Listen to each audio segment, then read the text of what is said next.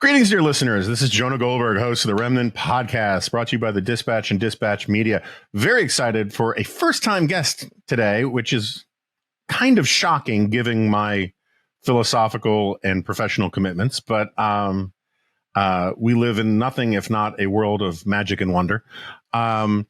Robby George, which in my small milieu, whenever I say, hey, if I say I'm going to have Robby George on the Remnant, what should we talk about? What should I ask him about?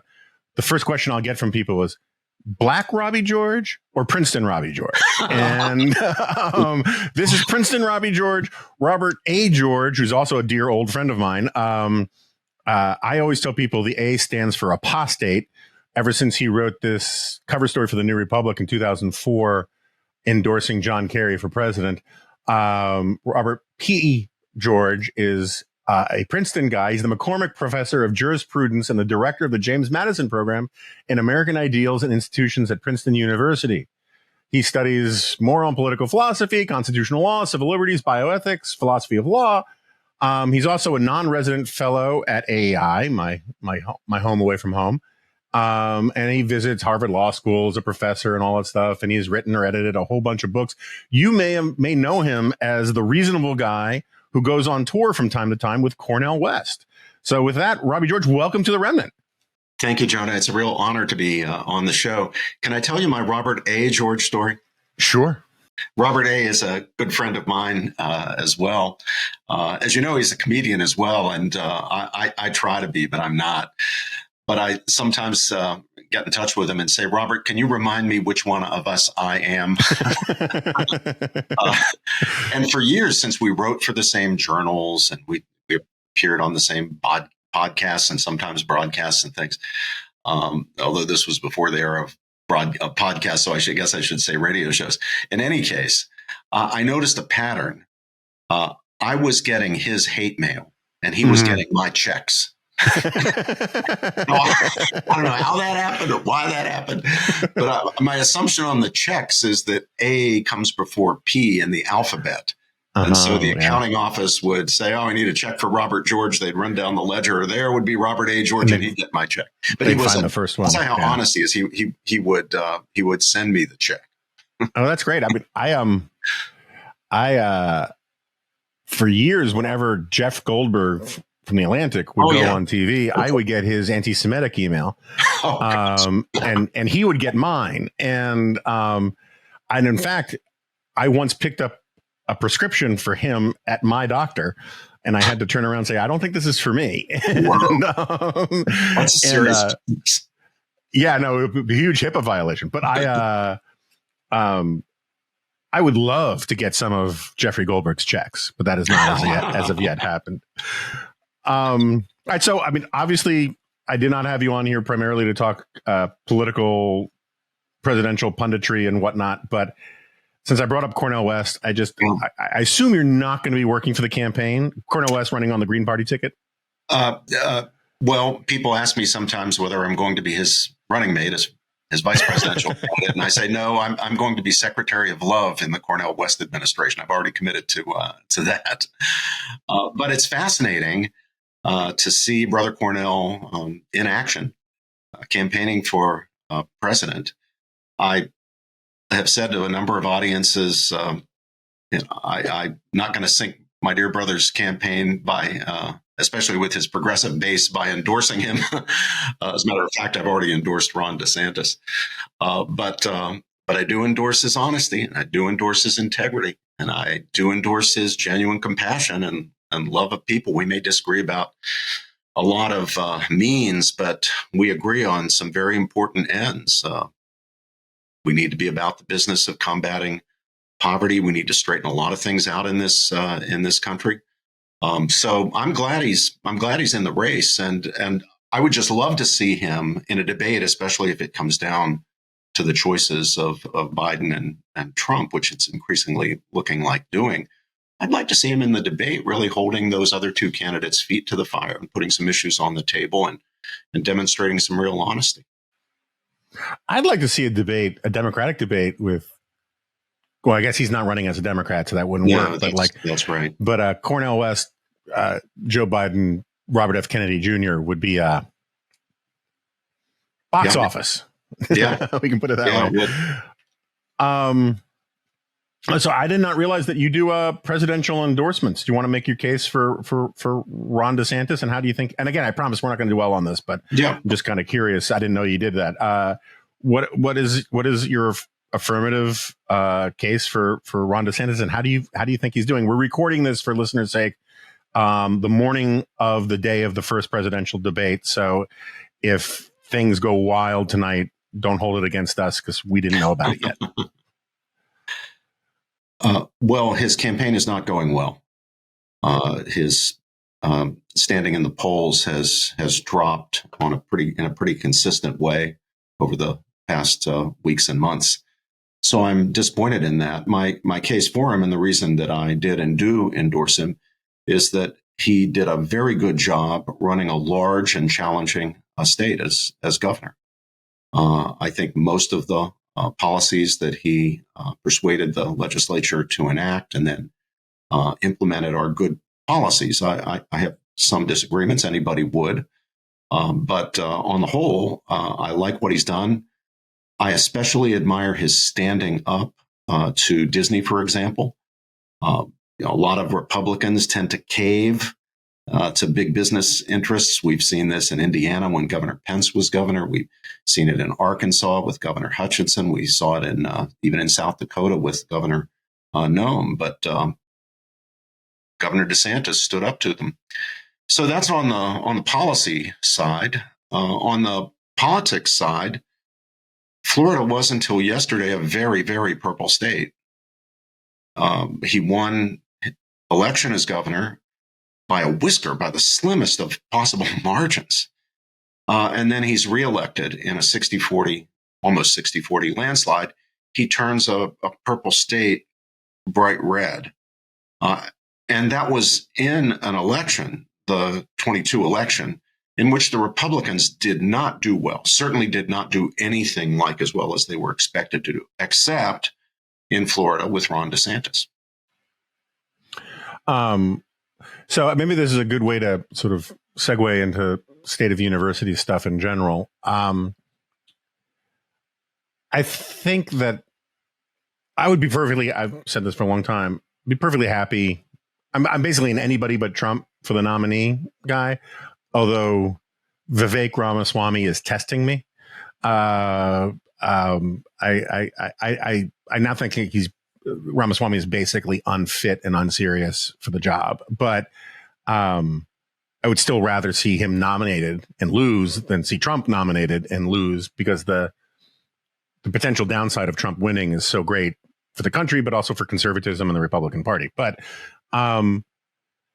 it seems to me that part of the I like what I think is, from what people tell me, is the real Ron DeSantis, which is basically a policy nerd. He's never more comfortable than when he's sort of like reading briefing papers in academic journals about COVID or whatever. And I think the real Ron DeSantis is the guy who got that bridge open in 3 days. I think the sort of, I don't want to say fake Ron DeSantis, but the wrong aspect, the wrong facade, the minor facade that he made the major facade of Ron DeSantis is the anti-woke warrior guy, based on a theory of the Republican electorate that you could carve out a lane. We shouldn't use the term lane anymore. Carve out a lane as sort of more Trump than Trump by sticking with policy, and that the average Republican voter in Iowa and elsewhere was so sufficiently online and so Twitterized that they thought that some of these controversies that I may take a side on are just not, are a much bigger deal than they actual are, right? The magnifying glass of Twitter makes a lot of these sort of woke freakout controversies a bigger deal than they are in the wider electorate, or even the wider Republican electorate. And I think that theory, led him to do his presidential announcement on Twitter, which was a bad idea, and led him to do some things vis-a-vis Disney that I don't necessarily think are good policy. And they didn't buy him what he thought they were going to buy him with the Republican electorate, at least not as of yet. And so I guess part of the question is I'm with you when it comes to universities and this sort of anti-free speech, the woke stuff, all the rest. But is it the civilizational crisis that some people on the right seem to be deeply invested in making it actually? I mean, is it really that big a deal? I think it's a very big deal for universities, and universities matter. But is it? You have some people out there talking about it as if it is an existential struggle for the future of humanity, rather than the latest incarnation of political correctness that needs to be fought intellectually, but we don't need to start demonizing people over. Does that make sense? I know it's a bit rambling. Yeah, I don't like demonizing people. I think we should engage people rather than demonize them. That's a point that brings Cornell and me together, Cornell West and me together. But I do think we need to engage on these cultural issues. I think they are profoundly important. And from the point of view of our Republican civic order, existential. If we allow our young people to be identitized, that is, bathed in identity politics in a way that causes them to think of themselves in tribal terms, that's potentially fatal for republicanism for the reasons articulated in Federalist 10 and other writings of our founders. They could see this, and they were right, and we're seeing some of the consequences of it now. Same with the gender issues, with issues of gender ideology. I think it's very dangerous if people are taught to think of themselves as either in the category of victim or in the category of victimizer, persecuted or persecuted. And if people build their identities around their sense of victimhood or grievance, those are potentially existential in a Republican civic order. So I really do worry about that stuff, and I do admire Governor DeSantis's willingness to fight on the issue, or set of issues. I think he's sincere, Jonah. I don't think that he's faking it. Now, there is a side of him that I call the Mike Dukakis side. That's the policy. I don't know if how many of our listeners are old enough to remember who Mike Dukakis was, but your little giggle indicated that you know exactly what I'm saying here. He was a policy-focused guy, a Democratic liberal governor of Massachusetts, who notoriously read books about Swedish land use policy as his nighttime reading. There is a side I think the Swedish land use policy book he actually brought to the beach. Oh, there you go. That was the original story. I could be wrong, but that was my memory of it. So, Governor DeSantis is interested in those details of policy. But I'll give you my reason for thinking he's sincere, and it's just based on my own assessment of the man from our interaction. Shortly after he was elected governor, he called me on the phone. I didn't know him. I knew about his election. It was an interesting case, especially because it was so close. He called me on the phone and said that he had heard a lot about the James Madison Program at Princeton, which, as you know, I established in the year 2000, and it became very successful.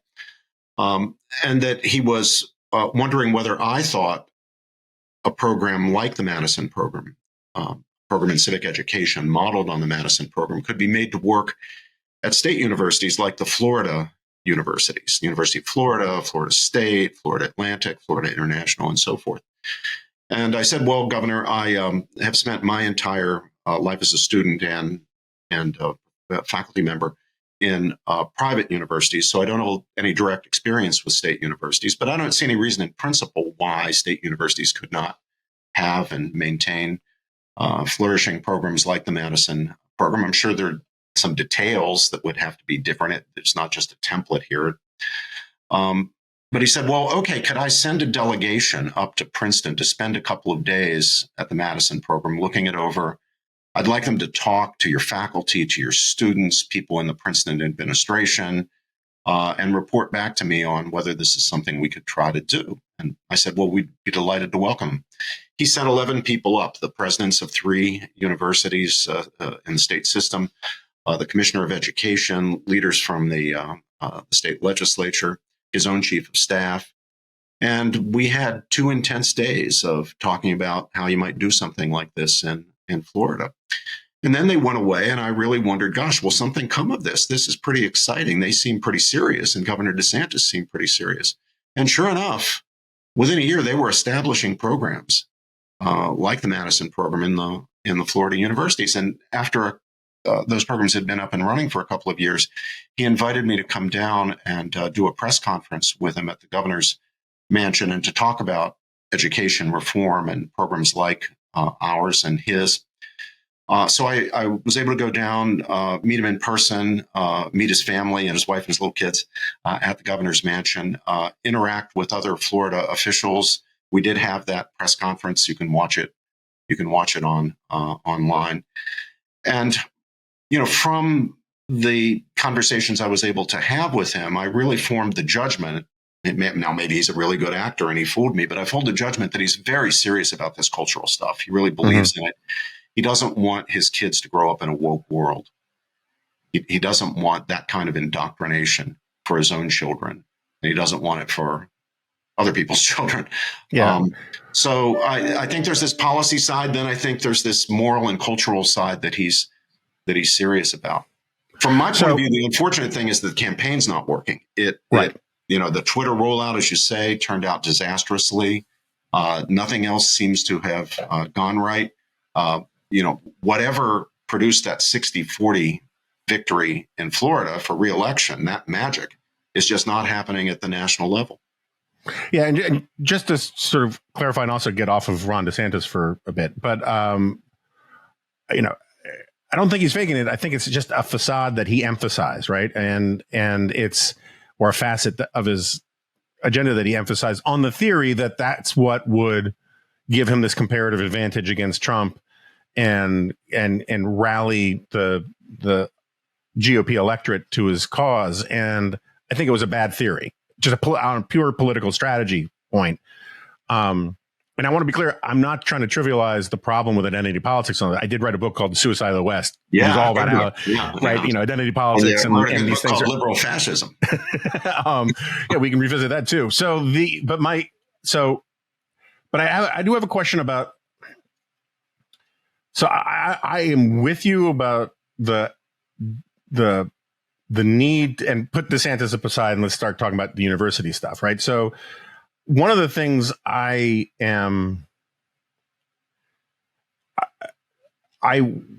worry a lot about is, what you guys who sit on rocks and think all day would call mimesis, right? Which is where more and more we see the right not rejecting the left's arguments, but offering sort of inverted mirror images of them, right? And so much of, and I've often put this in terms of like in politics, Alinsky envy, where the left created this demonic version of what the right created a demonic version of what the left was. And I'm not saying there aren't any demons on the left. I'm just saying the totality of the picture was this idea that they will and do anything they can to seize power. They became convinced that they were all Alinskyites.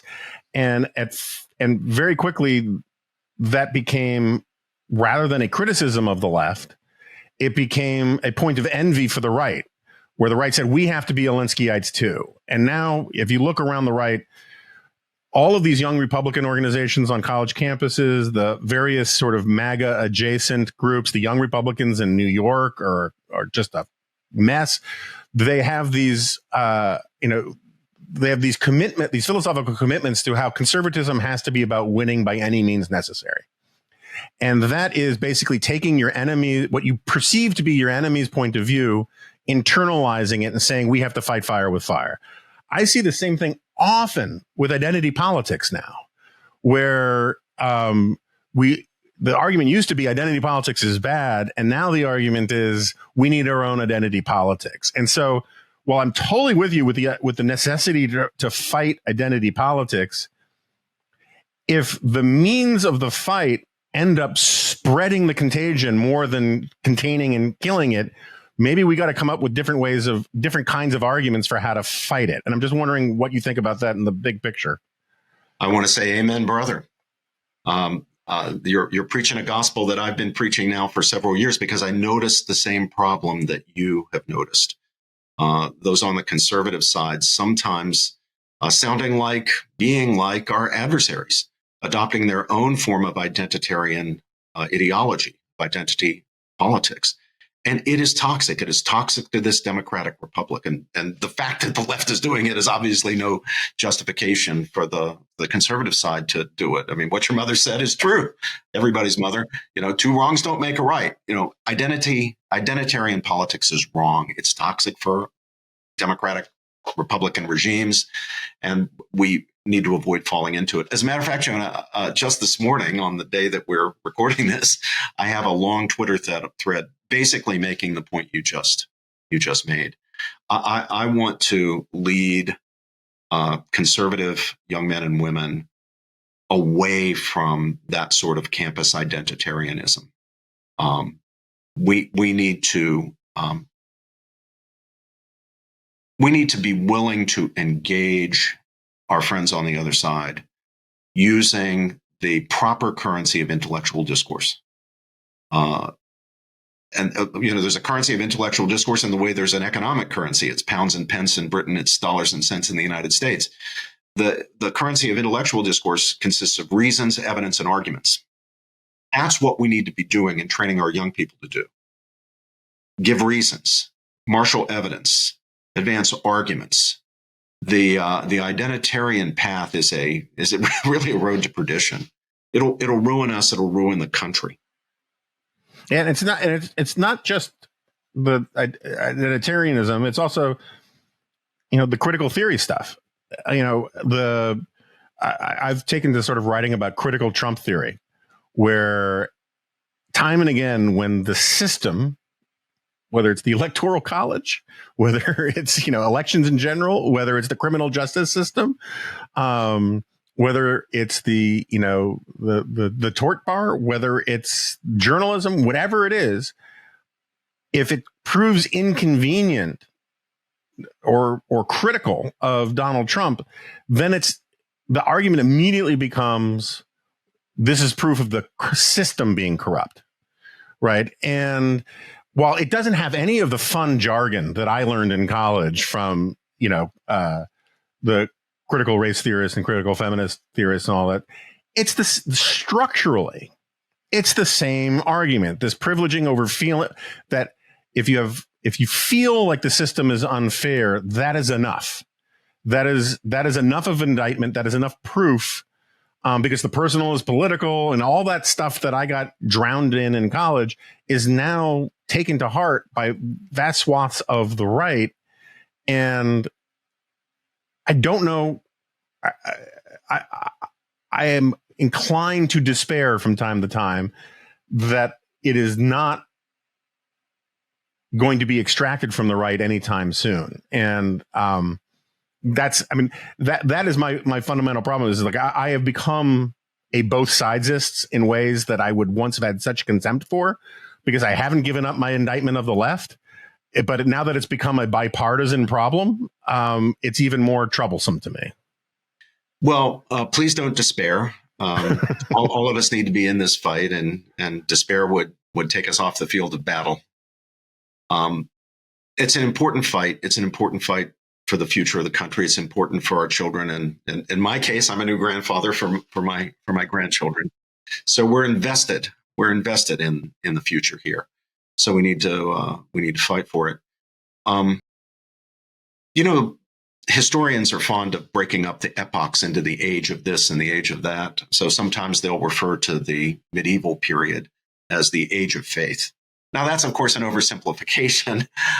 Anybody who knows anything about Maimonides or Aquinas or Alpha Robby or Dante, anybody who knows anything about the real Middle Ages knows that it was an age of reason as well as an age of faith, an age of learning. But there's some truth to it. It's an oversimplification, but there's some truth. I mean, the ultimate criterion of touchstone of rightness, of goodness, of justice for the medievals was conformity with the faith, with biblical faith. And historians will sometimes refer to the Enlightenment then as the age of reason or the age of science. And again, it's an oversimplification. There were many different enlightenments. Some were actually, or at least some elements of some were genuinely hostile to religion, especially in the case of the French Enlightenment. But there are many Enlightenment figures who were devoutly religious. They saw no conflict between faith and reason. So it's an oversimplification to simply call it the age of reason as if faith's not part of the picture. But it still captures a certain truth that, for the Enlightenment people, the touchstone, the criterion of goodness and right, truth, justice, is conformity with reason. Well, if the medieval period was the age of faith and the Enlightenment was the age of reason, what's our age? How would we characterize the age in which we live? And my fear is that it's all too accurate to describe our age as the age of feeling.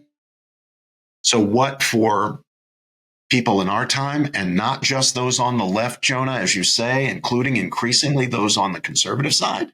What's the touchstone of goodness, justice, truth, right? It's feeling, how you feel about something. Now, let me tell you something. Feelings are extremely unreliable. The great teachers of humanity, from Plato to Augustine to my late dear beloved friend, Rabbi Jonathan Sachs, the people who really have the drop on things have understood from the beginning, feelings are unreliable. That doesn't mean that it's wrong to have feelings. That doesn't mean that we should try to wipe out our emotions. I'm not arguing for a kind of radical stoicism or Theravada Buddhist view of things, although I have great respect for the Stoic and Buddhist traditions. I'm not arguing for the elimination of emotion or feeling. But feelings got to be under the control of something higher and better and more reliable. So I'd like to get us back into a situation where, faith and reason, which I regard as harmonious, are governing feeling, emotion, desire. That's basically Plato's argument, that in the well-ordered soul, there's an appetitive aspect, but the appetitive is under the guidance, under the control of reason, of the more reliable faculty. Yeah, I'm very sympathetic. In my last book, I basically make the argument that the Romantic era never actually ended. It may have gone into remission a little bit from time to time, but the primacy of feelings, which was really what the original Romantics were all about, is this rebellion against the iron cage of reason, which you saw. And I'm also, kudos to you, because you made Enlightenment plural, which is, as both of us as longtime fans of Gertrude Himmelfarb, it is a rule. You get 10 points off your test if you don't pluralize Enlightenments, because there were some good Enlightenments and there were less than good Enlightenments. And but the German Enlightenment, which I don't think gets nearly enough grief, was a rebellion against the more rigorous strictures of the Age of Reason that were imported or imposed from France. And with it, that's where you get Romantic nationalism, which is what they used to call just plain nationalism, was Romantic nationalism. And you get this idea of the primacy of feelings, the primacy of that you are your own priest. And I agree with you that this is a natural human tendency that, but certain philosophers and certain intellectuals and certain public figures at various times in history give the people permission structure that lets them lean into this idea that their gut is the highest arbiter of moral truth. And that's the age that we live in now. And it is, I'm not sure the democracy can live side by side with it in a healthy way if there's not a correction. And I'm the one who started this conversation weirdly by trying to downplay the woke stuff. So I'm not trying to be full of apocalyptic talk here. The thing I'm trying to calibrate for myself and I'm trying to get your guidance on, is there's a side of me, the small c conservative side of me says there's nothing new under the sun. We have had dumb fads before in American life. And if you were an academic if you were a Robby George in the 1960s with Herbert Marcuse and these Frankfurt School jackasses going around talking about all of this stuff, you could say, oh my gosh, this is the end of civilization. Or you could say this too shall pass. And I grew up during the political correctness wars, in the late 80s, early 90s. And a lot of the woke stuff strikes me as just a rebranding effort of the same arguments with some variations at the margins. And so I go back and forth about whether this is an internal struggle and there's always going to be a problem with romanticism and identity politics, or is this a new and singular important threat that needs new and singular important means to fight it? And that, I think, is a fraught way of framing things, because when people claim that there's a new threat, it says, well, that gives me permission to use new means to fight it because the old means of argument and persuasion are no longer adequate to the task. And I hear that a lot from people on the right, that these times require breaking all the rules. And I'm a rules guy at this point. And I think, no, it's the same thing as always. Have the arguments, fight for these institutions. And I want to get to what you're doing to fight for these institutions, because I think it's an important story. But I'm just, that's what I'm trying to calibrate is between apocalypticism and this will pass. This happens with every generation. Well, it's very difficult to make good judgments in this area. We're fallible across the board. We can make bad judgments in all sorts of areas, but in this particular area, the questions are really difficult. What am I actually seeing? Am I seeing just a blip, or am I seeing the end of civilization? We know there's some bad stuff going on, but can we take the "this too will pass" attitude, or do we need to treat this as an existential threat? Now, treating it as an existential threat doesn't mean that we are licensed to use any means to meet the threat. We can make ourselves into monsters if we take that attitude. But it's a difficult judgment.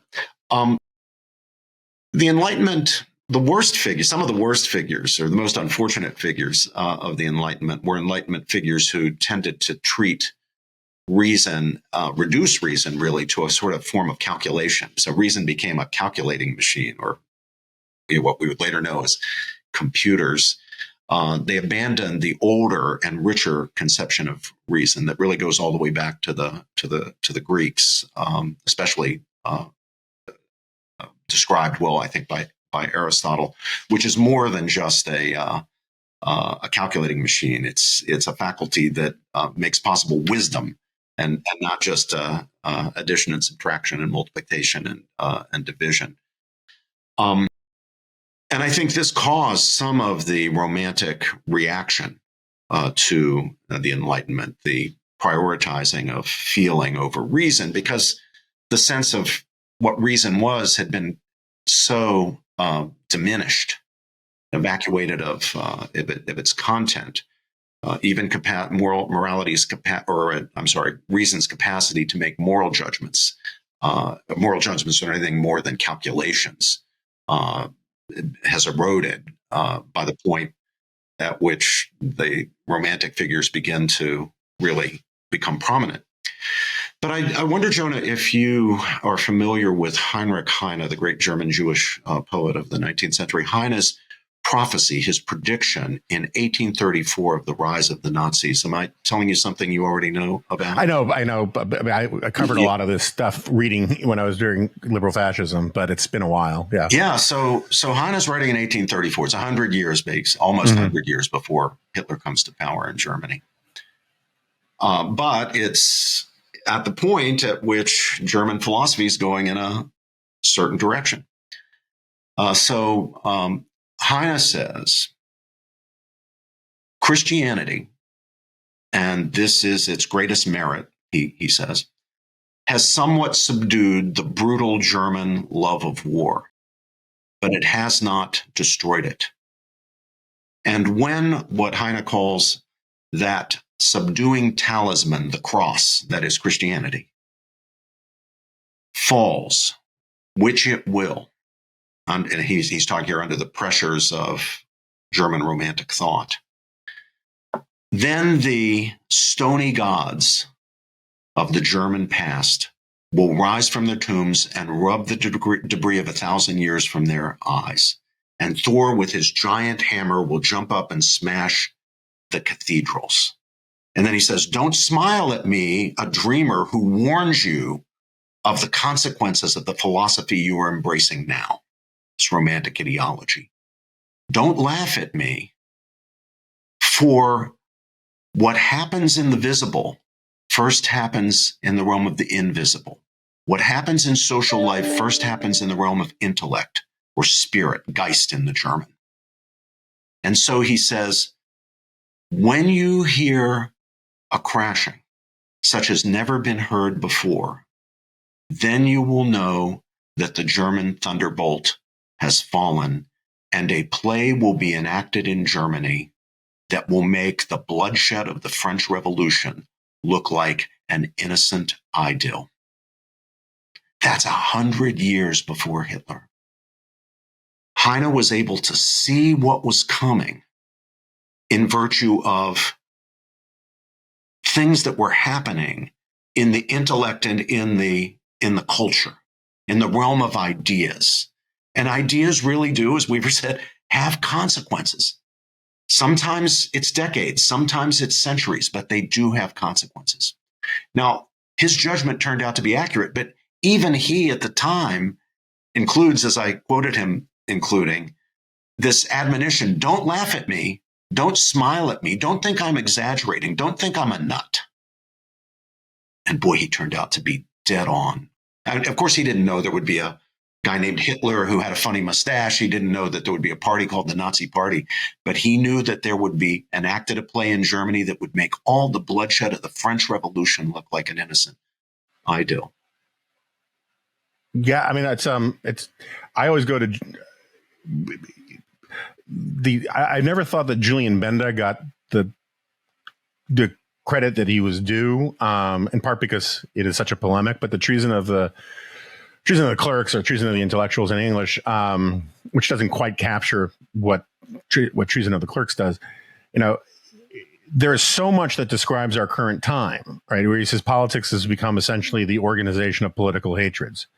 And one of the things I learned from Benda when I was working on my first book was one of the great tells of how a political movement has been corrupted is when they start saying Jesus was the first X. So the socialists all said Jesus was the first socialist, Jesus was the first environmentalist, Jesus was the first Aryan, Jesus was the first nationalist, Jesus was the first this, first that. Because what it really is doing is subordinating Jesus to whatever the ism that you're promulgating at the moment, right? And it's not supposed to work that way. And I'm sure you're friends with Russell Moore, but Russell Moore has this just absolutely just depressing anecdote about how many pastors have come to him to say that when he invokes straight up,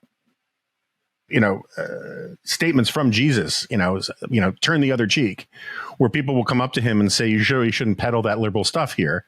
And he says, well, I'm actually just quoting Jesus directly. And they say, yeah, well, that worked and he says that kind of thing would happen in the past, but when you would correct them and point out that I was actually, quoting Jesus, in the past, they would say, oh, I guess I got to work on my biblical literacy, or of course I wasn't thinking, that kind of thing. And now they'll say, oh, sure, that worked for Jesus when he was living in a neutral culture. Yeah. The culture that crucified him. Very neutral. It was the neutral culture. But today you can't turn the other cheek. And that's the kind of,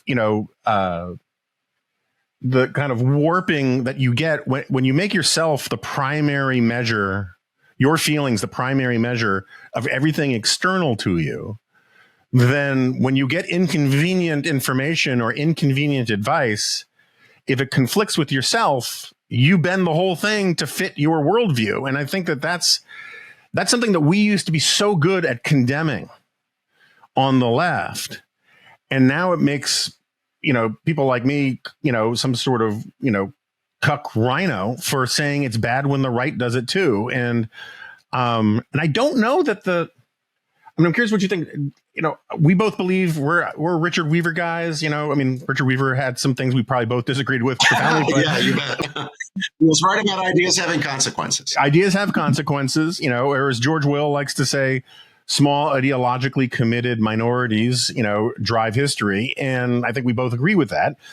At the same time, it is less and less obvious to me that these problems that you can do the straight, as intellectual history buffs love to do this. Let's do the begats. Let's, trace these ideas back and then say, aha, we can go back as far as Rousseau. So all of this comes from Rousseau. I'm not sure all of it comes from Rousseau anymore. I think Rousseau articulated a lot of these things that gave intellectuals some labels to apply to these phenomenon. But I think a lot of this stuff actually drives from the human heart. And I'm just kind of like, you agree with me that there's identitarianism on the right. Do you think comes from, if we can't beat them, join them, and then you can trace it back to intellectuals? Or is there something larger, some larger historical force at work or forces at work that is driving this stuff? Well, of course, once you try to trace the origins of anything back, you end up in the Garden of Eden, and you end up with the fallenness of man.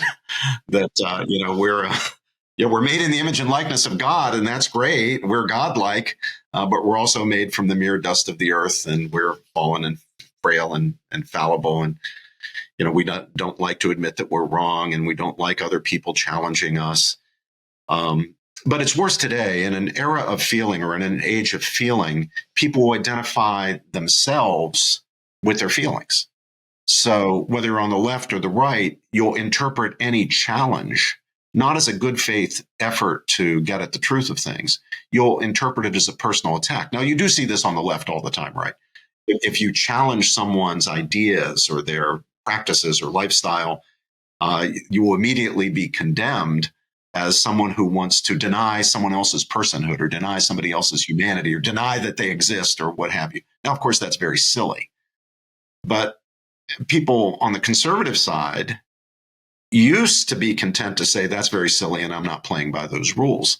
Now, too often, we just fall into the same thing. People on the conservative side will be offended that someone will challenge, from the left, will challenge their beliefs, or a fellow conservative will challenge some aspect of their beliefs. It's because they see the beliefs as tribal and personal, not as ideas that have got to be on the table for criticism, indeed for self-criticism. In a healthy society, not only in an intellectually and morally healthy society, not only would we be open to critique and criticism and would not interpret criticism as a personal attack, we would be our own best critics. Self-criticism would be valorized and held in high esteem, and a person would be commended for having a self-critical spirit. But that's not the age in which we live. Jonah, I can't help but tell this little story. What you were talking about, Russell Moore's story about challenging pastors and other Christians with the words of Jesus, but they don't recognize they're from the Bible. I sometimes have some fun, especially with our students, sometimes with my faculty colleagues as well, quoting from the Bill of Rights. Do you agree with this? Oh, no. Well, you tell me you're a great defender of freedom and human rights and civil liberties and the Bill of Rights, but you don't want to go along with what's in the Bill of Rights, actually. And I don't mean just the Second Amendment, by the way.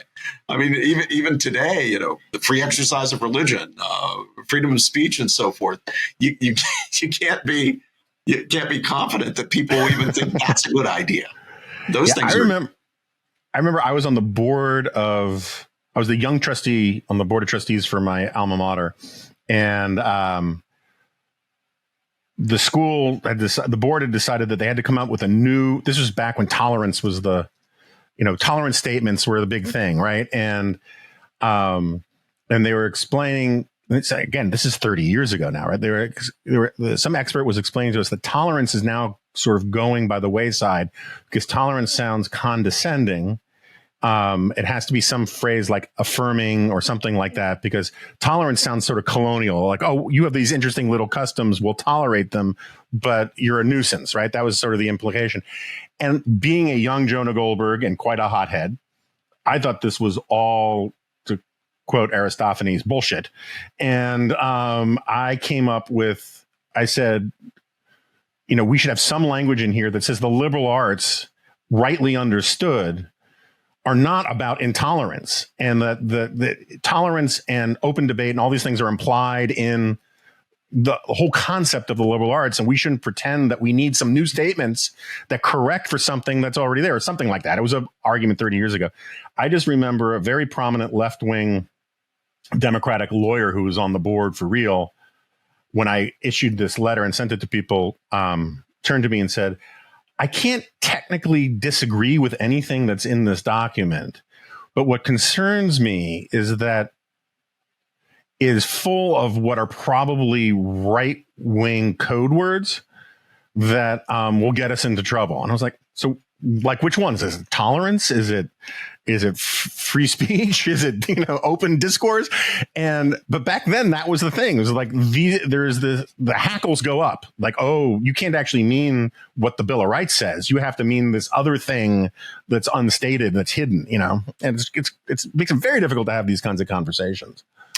Can I go back to Florida for just a moment? Governor DeSantis and the Florida legislature have been working on some education reform policies, and you know about the takeover of the board of New College Florida and trying to remake that college, which had gone very wayward and was declining in lots of ways. I think most of what's the content of those efforts is good, but there is one thing that I think is bad, that I've criticized, that I've advised people I know in Florida to not get behind, and that's the aspect of the so-called Stop Woke bill that would restrict or prohibit the teaching of what the bill calls divisive concepts.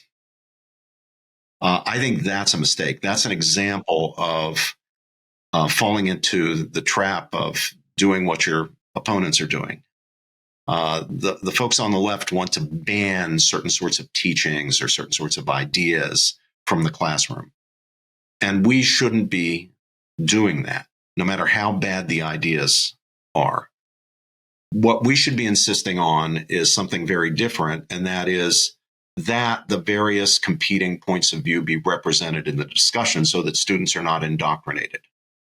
So my advice to the legislature in Florida and Governor DeSantis and anybody else who's interested in education reform is to build, don't ban. You don't need to ban anything. You don't need to ban ideas, again, no matter how bad they are. You just have to make sure that competing ideas have a place at the table.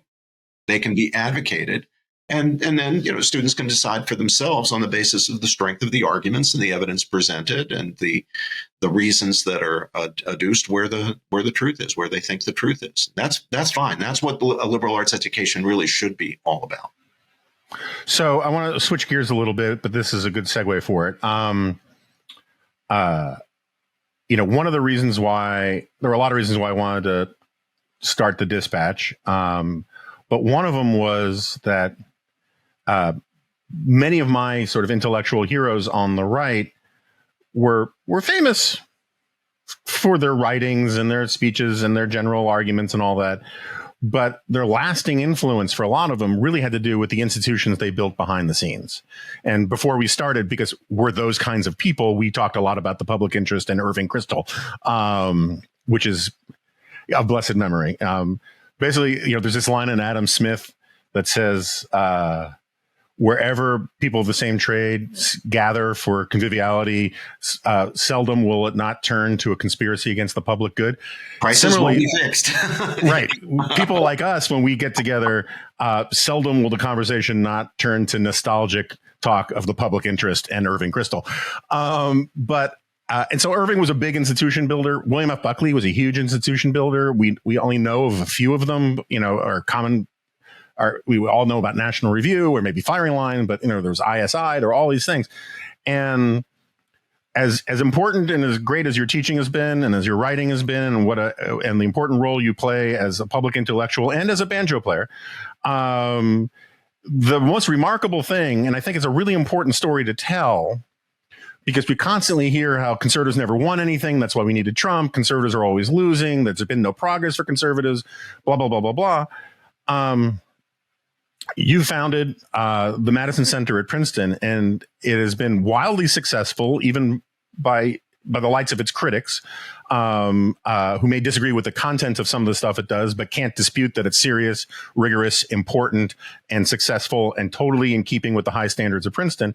But it has become something of a model around the country for a way to sort of create schools within schools at a lot of big state schools. It's happening in Arizona and some other places.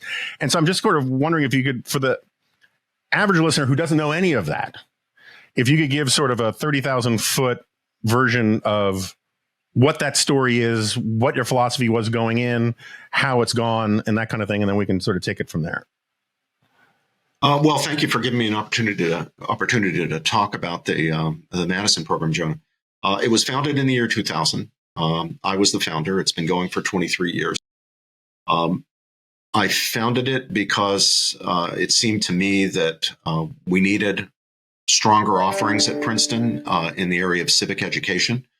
We had a pretty distinguished tradition of teaching and scholarship in this area. A long line of professors in the chair that I hold, the McCormick Professorship of Jurisprudence, who were leaders in civic education. The first McCormick professor was Woodrow Wilson, and then he was followed by Edward S. Corwin, then Alpheus T. Mason. Yeah, just for the record,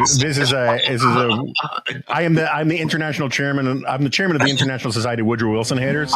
So but go on. I apologize. Yeah. So anyway, we do have this strong tradition, but I thought that we could build on it and should build on it, especially to meet some of the pretty distinctive challenges of our own time in the area of civic education. It's been such a loss of knowledge of how our republic is supposed to work, the mechanisms of the Constitution, the principles of our civic life. So I was able to do that, and the success of the program came pretty quickly. And so the question presented itself to me and to many other people: can it be replicated elsewhere? And so clones or little institutions modeled on the Madison program began popping up in interesting places, often founded by former visitors who had spent a year with us in the Madison program as postdoctoral fellows or visiting fellows or what have you. So Brad Thompson founded a center modeled on the Madison program at Clemson, where he teaches. Ben and Jenna Story founded a program at Furman, the Tocqueville program, where he teaches. And they started popping up in various places. Some states got into the act. The folks out in Arizona founded the School of Civic and Economic Thought and Leadership at Arizona State University. I was drafted to chair a committee for the University of North Carolina at Chapel Hill to found a program called the Public Discourse Program, which is now up and running, and I think is going to be very significantly expanded very soon. There's now one at the University of Tennessee, the Knoxville flagship campus, and of course, several in Florida now at state universities. The biggest one is the Hamilton Center, the Alexander Hamilton Center at the University of Florida. I've also founded, together with my co-conspirators, Luis Tellez, president of the Witherspoon Institute here in Princeton, and Charles Johnson, the retired former CEO of Franklin Templeton Mutual Funds, a foundation called the Foundation for Excellence in Higher Education, whose whole job is to create programs modeled on the Madison program, playing the role of the Madison program at leading universities around the country and even beyond. We have one in Oxford, the program in law and constitutional government at Oxford University in England. But there are affiliates of our foundation, programs modeled on the Madison program, being funded in part through our foundation at Harvard and the University of Pennsylvania, and the University of Chicago and Johns Hopkins and other leading institutions. And what we're doing is modeling for our universities what the whole university should be like. These are places where you've got to do business. The rules are you do business in the proper currency of intellectual discourse. It's reasons and arguments and evidence. I feel has no role in this. We don't want to know how you feel. We don't know why you think this is the case. What are your reasons? Do you have any arguments? Is there any evidence? And we have the strictest rules about free speech, and that is you can advocate anything you want so long as you do it in the proper currency of intellectual discourse by giving reasons and making arguments. And we don't force you to argue on our terms or in our language. We don't allow the game where you control the outcome of the debate by controlling the terms in which the debate is conducted. So what we want to do is show the rest of the university in every case that here's a model worth emulating. The whole university should be like this. The whole university should be a free speech zone. The whole university should be doing business in the proper currency of intellectual discourse. And then I've been involved in the founding of some para-academic institutions, which I think are pretty important, together with some friends in Princeton. And then we were joined by some friends at other universities. We founded the Academic Freedom Alliance, which is an alliance of professors across the ideological spectrum, on the left and on the right and on the center and unclassifiable, who uphold the right of faculty members to advocate anything they want, so long as A, they do business in the proper currency of intellectual discourse, and B, they don't indoctrinate their students or treat their students in a discriminatory or unfair manner. And the alliance will defend any member of the alliance, and sometimes we even defend people who aren't members of the alliance, when the outrage mobs come after them and the cancellation campaigns occur. We'll even provide legal support. I've been involved in establishing fellowship and scholarship programs to do what historically some of the great fellowship and scholarship programs did to make possible graduate education or postdoctoral fellowships for outstanding people. But in so many cases, those fellowships have, for want of a better expression, gone woke and are excluding certain categories of people because they don't fit the bill now for political reasons or ideological reasons. So we founded the Berry Scholarships to Oxford, modeled very much on the Rhodes scholarships. That program is now 6 years old and is absolutely flourishing. The support for that was from the philanthropist John Berry and his wife Daria in New York. We also have fellowships that they've funded, postdoctoral fellowships for outstanding people across the political spectrum. There's no ideological litmus test here. Most recently, I've been involved in founding a new academic academy, the American Academy of Sciences and Letters. It'll be having its launch event at the Library of Congress in November of this year. And it's meant to acknowledge and provide awards to celebrate outstanding achievement across the arts and sciences and in the learned professions without any ideological bias or without any thumb on the scales. So, it doesn't matter whether you're black or white, left or right, religious or non-religious, Catholic, Jewish, Protestant, Hindu, Buddhist, none of that matters. What matters is the work, outstanding work, making a genuine contribution to the sum of human knowledge. And if it is, then we want you in the academy. And if it's really outstanding at the very top, we're going to recognize it with prizes and awards. So those are the institutions I've been involved in building, and they're meant to respond to the challenges of our day, John. Yeah. So one of the points, first of all, thank you for all that. And thank you for all you've done. And listeners of this podcast know I don't say things like that very often. But I think that, part of an important distinction to be made. I was recently talking to Daniel Hannan. I can never remember how to pronounce his name properly, about some of this.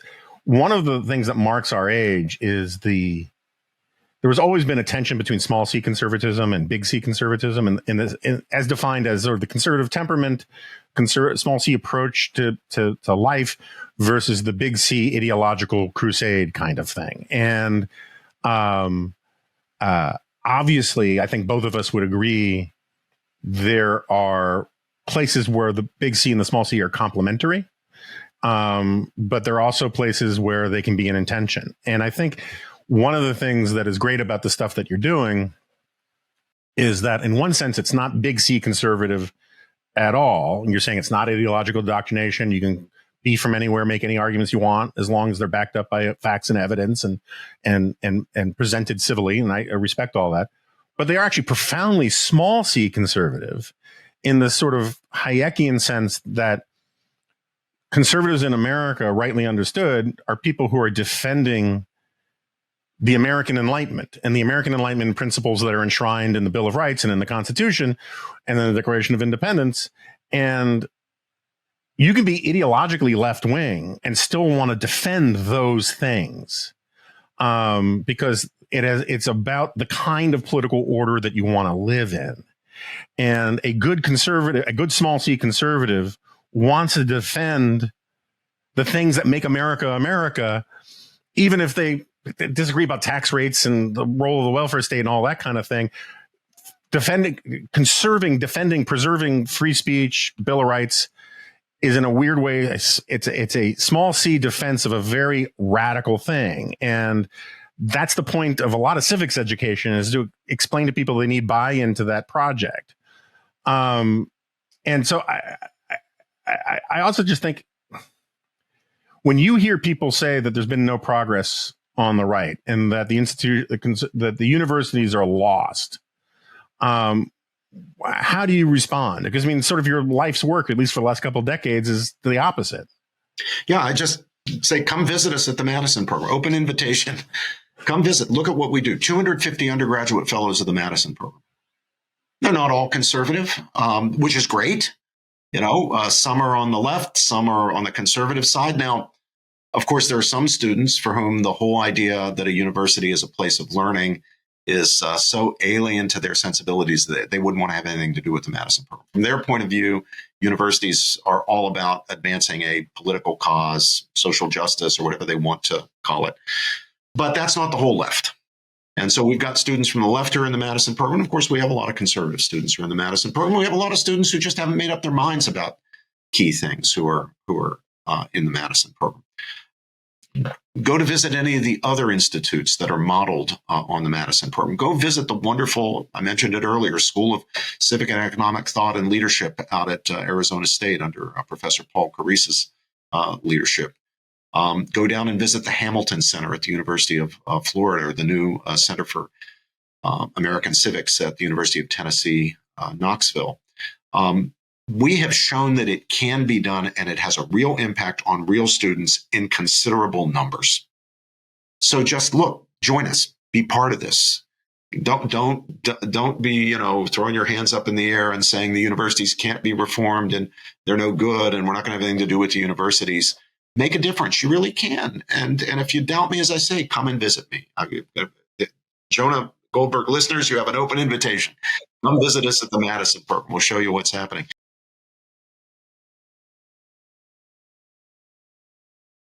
Jonah, I want to respond to what you said about small c conservatism. American conservatives, at their best, want to conserve the principles of the Declaration of Independence and the Constitution. And it's because we believe that those principles are right and true and good. We favor them, we support them, we want to advance them, we want to deepen our young people's understanding and appreciation of them, not just because they're ours, or even mainly because they're ours, but because they're good and true and right. They reflect the truth about the human being. We are created equal, endowed by our Creator with certain unalienable rights. That is absolutely true. And it's really important that our young people understand that and understand and are able to work out for themselves what the implications of that are for our civic life and for their lives as citizens. Same with the principles of the Constitution. In a certain sense, then, American conservatives are old-fashioned Tocquevillian, Madisonian liberals. And that's fine. There's nothing, we shouldn't get hung up on these labels. Maybe a person with your views or mine in a different time, in a different place, would not have counted as a conservative. That doesn't matter. I'm fine that we count as conservatives today. I embrace the label. That's fine. But I want to be clear on what our conservatism is. It's not the blood and soil or throne and altar conservatism of old Europe.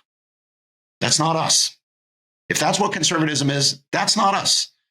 We are American conservatives. We do believe in the principles of the Constitution and the Declaration of Independence, and we're going to conserve them. But let's also acknowledge something else. As Jefferson did, where do these principles come from? Were they new? In 1776, did our founding fathers dream them up? Well, the question was put by Henry Lee to Thomas Jefferson, and I believe it was May of 1826, just a couple of months before Jefferson died, on July 4th, 50th anniversary of the Declaration, same day as John Adams died. But Lee wrote to Jefferson and said, where did you get these wonderful principles? And Jefferson responded, and he's right about this. Jefferson responded by saying, there's nothing new here. These are not new principles. I was just setting forth the common sense of the American people as formed by the great books of what he called political right, political justice, political morality, we might say. And then he gave a non-exhaustive list of what those influences are. And they did include Enlightenment thinkers like Locke and Sidney, but he also included thinkers going all the way back into antiquity, like Cicero and Aristotle. I mean, the truth of the matter is the American ideas that we rightly defend are the fruit of streams coming in from Athens and Jerusalem and Rome. They're not new in that sense. They're given an institutional expression that I think is quite new. They were integrated into and became the foundational supports for a successful experiment in Republican government. And that is new because previous republics had all failed. And when they failed, they failed into the worst forms of tyranny. But still, as Jefferson acknowledged, those streams were feeding the American founding and inform those principles that we today, as American conservatives, are conserving. All right. So you set me up for my last question because I know we're over time. But several of our colleagues at AEI and several of our intellectual friends or whatever beyond that, they all seem to be writing books or working on projects related to what is republicanism. And I've had to do some seminars at AEI where we've hashed around, what do the founders mean by republicanism? You have politicians a certain breed of conservative politician loves to say, we're not a democracy, we're a republic. You can never get much more out of them about what they mean, about the difference between the two. So when a student asks you, what's the difference between a democracy and a republic? What is a republic as informed by the views of the founders? What's your answer? I've been asking everybody who has any expertise on this question their own answer for it. And so it's your turn. Well, remember Lincoln at Gettysburg talked about the importance of the war and success in the Civil War, the success of the Union cause in preserving government of the people, by the people, and for the people. Lincoln observed that what's at stake here is not only the disappearance, if we fail, of that form of government from the North American landmass, but rather from the face of the earth. He felt if the American experiment in Republican government failed, then that would be the final lesson that people would draw about republicanism. It failed here just as it had failed everywhere else in the Renaissance, in the medieval period, in antiquity. Every time you tried a republic, it failed. And we would just conclude, human beings would conclude that we, human beings, are not fit to be self-governing. We will always have to be governed by despots. We hope for benign despots, but that's the best we can do because self-government doesn't work. It always collapses. It collapses into tyranny. Well, think about what Lincoln said. Government of the people. Well, all government is of the people. government for the people. Well, all good government is government for the people, even the government of a benign despot. We consider the despot to be benign precisely because he's governing in the interest of the people, not just himself, not just his own family or tribe or clan or kin. He's governing in the interest of the people. What's Republican about Republican government is that it's government by the people. There are different forms of government by the people. One form is democracy in the classic sense. And by the classic sense, I mean direct and unmediated democracy. So that all decisions are made by the people as a whole, operating democratically. There are good reasons to think that's not a great idea, good historical reasons. We mustn't think that just because we've got a democracy, everything's going to be fine and dandy. After all, it was Athenian democracy that murdered Socrates, something that our founders were very cognizant of. Democracies can descend very easily, very quickly into mob rule. We don't want that. So if that's what democracy is, we don't want that. So what are the forms of government by the people, not only of the people and for the people, but by the people that can actually work? Well, forms that build in structural constraints on power, that protect against the descent into mob rule, while at the same time ensuring that we don't collapse into some kind of despotism for some other reason either. So our founders opted for a kind of mixed regime. It's got democratic elements, to be sure, most obviously in the form of the House of Representatives. It's a representative democracy, but it's a real democracy, and that's why people refer perfectly reasonably, in my view, to the House of Representatives as the people's house. Why wouldn't we say all government is the people's house? Why do we single out the House of Representatives? Because it's the element of our government that really reflects the democratic principle and spirit. The Senate, especially as originally conceived, was not democratic in that sense. The states owned the Senate. We shifted from state legislators sending senators to Washington to the direct election of senators in the progressive era by constitutional amendment. Whether that was a good idea or not would be a good subject for another broadcast or podcast, Jonah. But it did, in a certain sense, democratize, for better or worse, the other house. The original idea was you want the more democratic House of Representatives to be balanced and checked by the more aristocratic, if we can use that term, Senate. We also decided not to, our founders decided not to have the direct election of the President of the United States, but rather to have an electoral college system. Obviously, that is not democratic. That's another element that's meant to be a check on an unrestricted, direct, unregulated democracy. So we're a republic in the sense that we are a government of and for the people, but also by the people, but not one that could be described as democratic if we mean by democratic the people acting as a whole get the last word immediately on everything. It's not how it works. We have structural constraints on power, limitations on power. We have our federal system, for example, so that power is divided between the national government as a government of delegated and enumerated and therefore limited powers, and the states as governments of general jurisdiction exercising plenary authority, what we call police powers to protect public health, safety, and morals.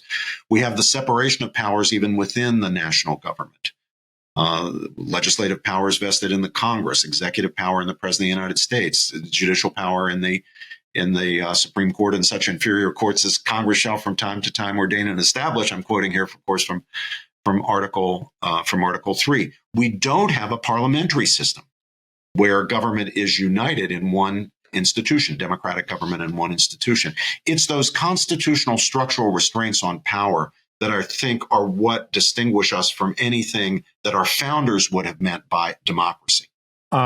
this is obviously a subject for longer discussion, in part because I know several people writing books on this question. But I mean, I obviously agree with everything you said. I think it's interesting to probe what the difference between democratic virtue and Republican virtue would be, because I think they are not the same thing necessarily, but it depends, also kind of depends on who you ask and when you ask them.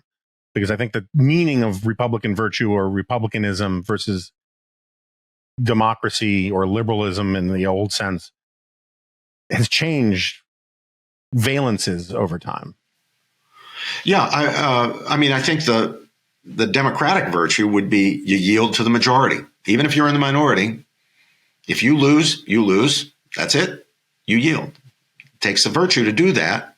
It takes a virtue to not be tempted or to act on the temptation to overthrow the government because you lost. But Republican virtue can't be, I think, summed up that simply. Republican virtue is the virtue that enables us to respect and live with the limitations on the authority of the institutions. And that's a complex business. The House of Representatives has a certain authority, but it's limited. The Senate has a certain authority that it's limited. Presidents, I wish to remind presidents of both parties that there are limits on their authority. This is one of the most scandalous things, I think, of the modern period of American life, is that executive authority is expanded enormously beyond its constitutional bounds. That's a failure of Republican virtue, Jonah. Presidents, and even my own beloved Ronald Reagan, have been exercising power that hasn't been granted to them by the Constitution. And that's a failure of virtue. The virtuous Republican leader respects the limit of his or her own authority. All right, with that, I got to let you go. Otherwise, I could keep you here all day. Professor Robert George from Princeton University's Madison Center, thank you so much for being on The Remnant. Thank you, Jonah. My pleasure.